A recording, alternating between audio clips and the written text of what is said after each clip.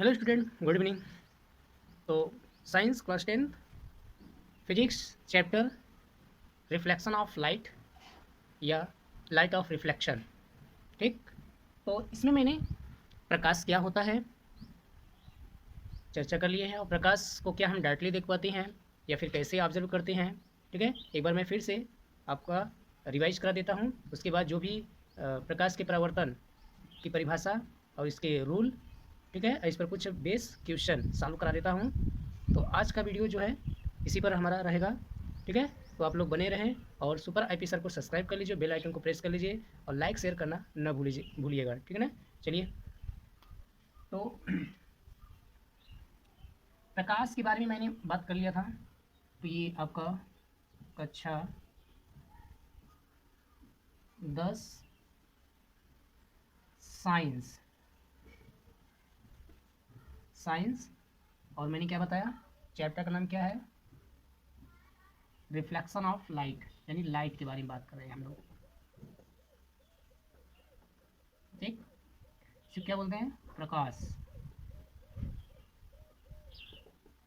तो प्रकाश के बारे में डिस्कस कर लिया हूँ कि प्रकाश क्या होता है। तो क्या होता है, प्रकाश एक विशेष प्रकार का ऊर्जा का रूप होता है जिसकी सहायता से हम विभिन्न वस्तुओं को देख पाते हैं या जो हमारे ज्ञानेंद्रियों को संवेदनशील बनाता है। ठीक है ना। और प्रकाश को हम लोग डायरेक्टली कुछ चीज़ों को देख पाते हैं, जैसे सूर्य हो गया, ठीक है, बल्ब हो गया जलता हुआ, लैंप हो गया, इस चीज़ को हम तो डायरेक्टली देख पाते हैं। लेकिन क्या जो इस पर जैसे व्हाइट बोर्ड हो गया और आपका पुस्तक हो गया, सोफ़ा हो गया, टेबल हो गया, मेज़ हो गया, या आप हमें देख रहे हैं या किसी भी वस्तु को आप देख रहे हैं, वो कैसे पॉसिबल होता है, तो उस पर थोड़ा सा हम लोग डिस्कस करेंगे। ठीक है।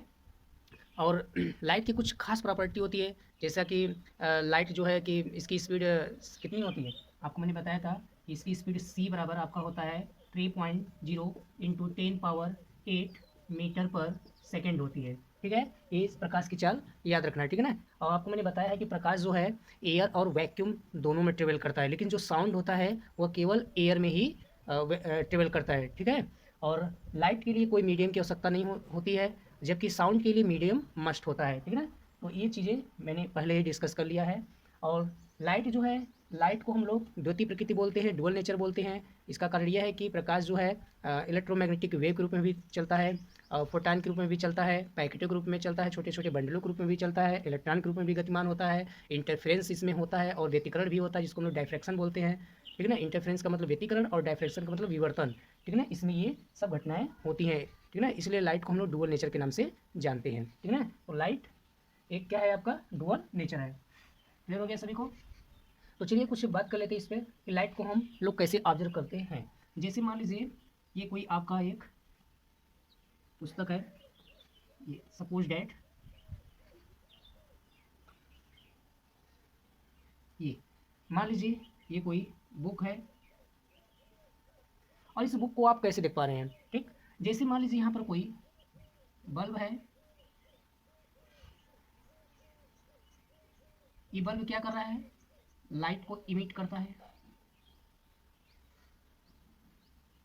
ठीक, ये जो बल्ब है ये क्या करता है, लाइट को इमिट करता है।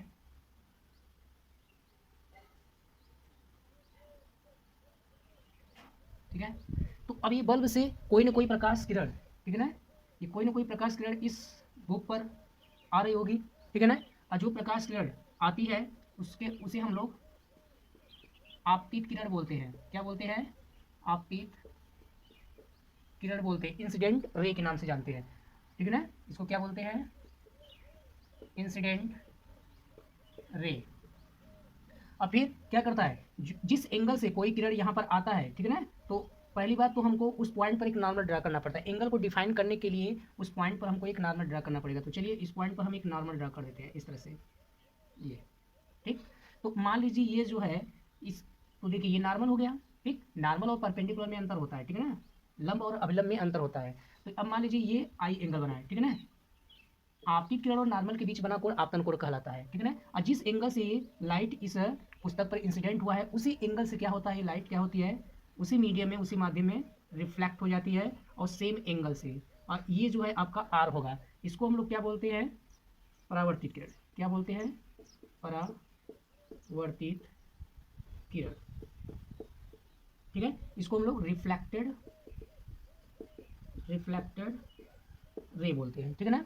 तो इस तरह से और मतलब जितने एंगल से ये लाइट इंसिडेंट होता है उतने ही एंगल से लाइट क्या होती है, रिफ्लेक्ट हो जाती है। और जो किरण आपतित होती है, ठीक है ना, यानी जो किरण स्वयं प्रकाश उत्पन्न करती है उसको हम दीप्त वस्तुएं कहती हैं, ठीक है ना, इल्यूमिनेशन ऑब्जेक्ट। और जो किरण क्या करती है, दूसरों के प्रकाश, जो वस्तुएं दूसरों के प्रकाश से प्रकाशित होती है उसे हम लोग क्या बोलते हैं, अदीप्त वस्तुएं कहते हैं, ठीक है ना। यानी जितनी भी लाइट रिफ्लेक्ट करती हैं वस्तुओं पर वे वस्तुएं क्या कहलाती है, परावर्तित किरण कहलाती है, ठीक है ना। तो इस तरह से आप लोग इसको समझ जाइए। तो अब इसका जो है अगर आपको, ठीक है ना, इसी से घटनाएं से हम लोग जो है इसी घटना से हम लोग जो है प्रकाश का परावर्तन की परिभाषा दे सकते हैं।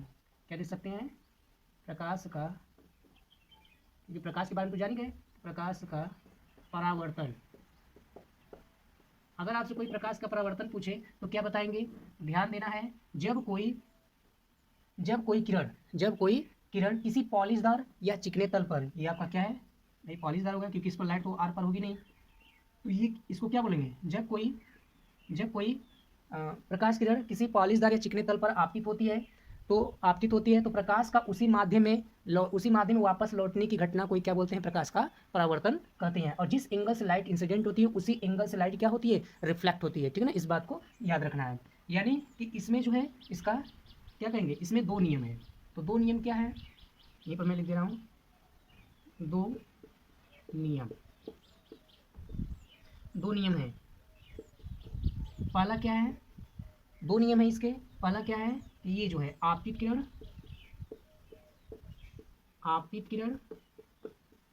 ठीक, परावर्तित किरण,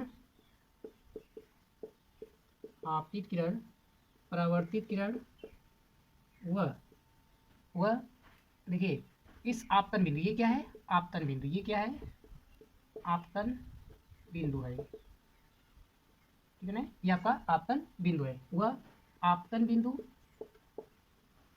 ठीक है ना, जिस पॉइंट पर लाइट टकराती है उसे हम लोग आपतन बिंदु कहते हैं। आपतन बिंदु पर डाला गया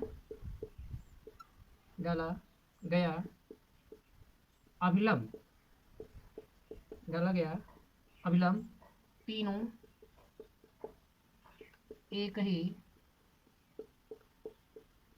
तल में स्थित होते हैं।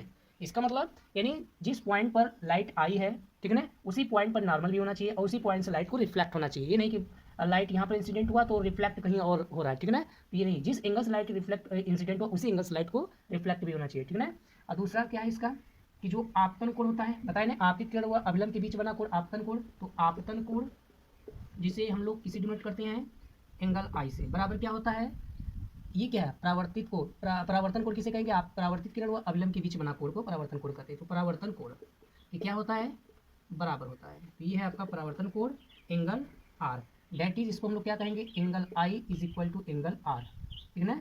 ये क्या है, इसके दो नियम होते हैं, क्लियर हुआ सभी को, ठीक है ना। तो प्रकाश का परावर्तन किसे कहेंगे, किसी पॉलिशदार, जब कोई प्रकाश किरण किसी पॉलिशदार या चिकने तल पर आपतित होती है तो प्रकाश का उसी माध्यम में लौट आना ही या लौट जाना ही क्या कहलाता है, प्रकाश का परावर्तन कहलाता है। इसके दो नियम होते हैं। पहला नियम क्या है कि आपतित किरण, परावर्तित किरण व आपतन बिंदु पर डाला गया अभिलंब तीनों एक ही तल में स्थित होती हैं, ठीक है ना। और दूसरा क्या है, आपतन कोण बराबर परावर्तन कोण होता है, ठीक है ना। तो ये बात को आप लोग अच्छे से समझ जाइए, ठीक है ना।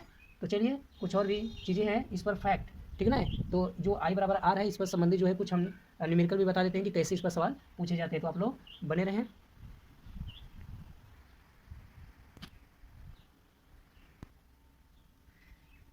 चलिए तो जैसे इस पर कुछ न्यूमेरिकल है, मैंने क्या नोट किया, एक बात नोट कर लो कि देखिए नॉर्मल और ये जो आपका क्या है परावर्तक तल है, ठीक है ना, नॉर्मल और ये जो तल है इसके बीच बना कोण, ये जो है इसके बीच बना कोण याद रखना है 90 अंश, ठीक है ना।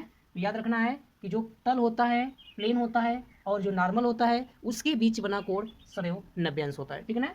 जैसे आपने पढ़ा होगा कि दो रेखाओं के बीच जो कोण बनता है रैखिक युग में, आपने पढ़ा होगा ना, दो एंगलों का योग तो 180 अंश होता है। लेकिन यहाँ पर जो नॉर्मल होता है, ठीक है ना, परपेंडिकुलर, ठीक है ना, प्लेन से परपेंडिकुलर क्या बनाता है, 90 अंश बनाता है, ठीक है ना। इस बात को आपको याद रखना होगा।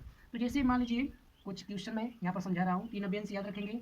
जैसे यहाँ पर कुछ क्वेश्चन है, अगर मान लीजिए कि ये प्लेन हो गया, ठीक है ना, ये पॉलिशदार होगा, और इस पर कोई इस तरह से, एक मिनट,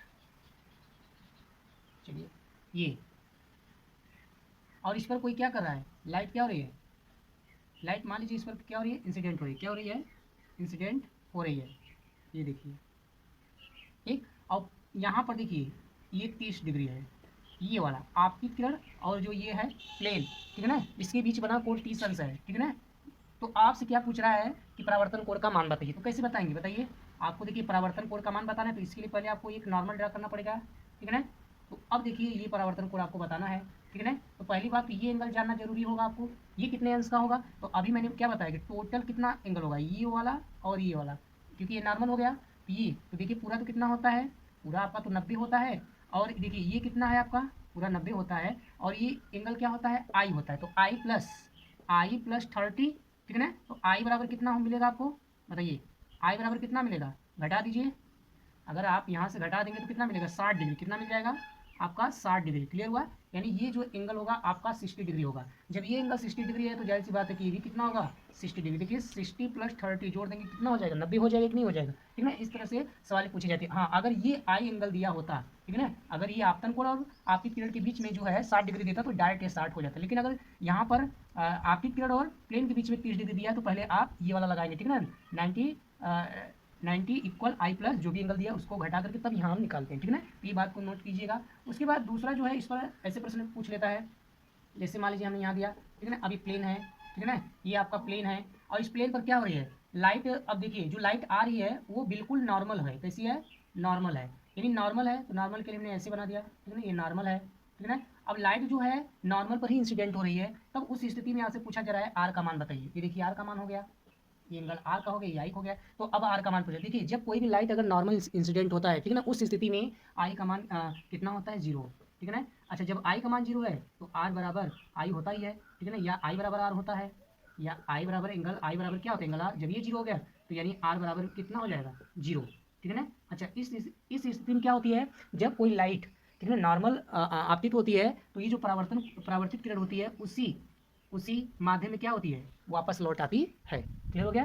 तो उसी नॉर्मल पर क्या हो जाएगी, ये परावर्तित किरण वापस लौट जाती है, क्लियर हुआ है। तो ये फैक्ट आप लोग याद रखिएगा, ठीक है ना, बहुत बार पूछा गया है, ठीक है ना। तो इस केस में आपसे एंगल अगर पूछे तो ये बताना है, क्लियर हो गया। तो इस तरह से जो है इसके कुछ फैक्ट थे, मैंने बता दिया है अच्छे से, आप लोग इसको रिवाइज कीजिए, ठीक है ना। जो नहीं आता है कमेंट बॉक्स में आप लोग बता दीजिए, ठीक है ना, मैं उसे जो है आपको पुनः बता दूंगा। तो ये रहा जो है लाइट क्या होती है, लाइट की प्रॉपर्टी क्या होती है, ठीक है ना, इसकी स्पीड क्या होती है, प्रकाश प्रकाश के बारे में बता ही दिया है, प्रकाश का परिवर्तन किसे कहते हैं, इसके नियम क्या है, ये सब बता दिया, और इस पर बेस कुछ न्यूमेरिकल मैंने आपको समझा दिया, ठीक है ना। और भी न्यूमेरिकल है, अपनी बुक में जो है उसको देखिए और वहाँ पर सॉल्व कीजिए, ठीक है ना। तो और भी जो भी क्वेश्चन होंगे पूछे गए जो बोर्ड में है मैं बता दूंगा, ठीक है ना। फिलहाल के लिए इतना आप लोग इसको रिवाइज कीजिए। चलिए तो फिर नेक्स्ट वीडियो में आप मिलते हैं एक अच्छे टॉपिक के साथ। अभी इसमें और भी पॉइंट है, अभी टॉपिक नहीं, अभी और भी पॉइंट है, उसको हम लोग डिस्कस कर लेंगे, फिर इसके बाद जो है जो भी इस पर बेस न्यूमेरिकल होगा उसको हम लोग सॉल्व कर लेंगे। तो चलिए फिर नेक्स्ट टाइम मिलते हैं, तब तक के लिए थैंक यू, जय हिंद।